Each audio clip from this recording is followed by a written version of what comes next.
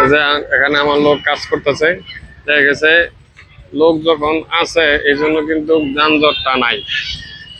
আমরা উল্টা পথে দিচ্ছি না।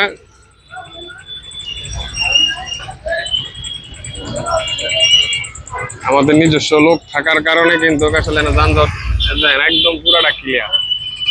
লোক না থাকলেই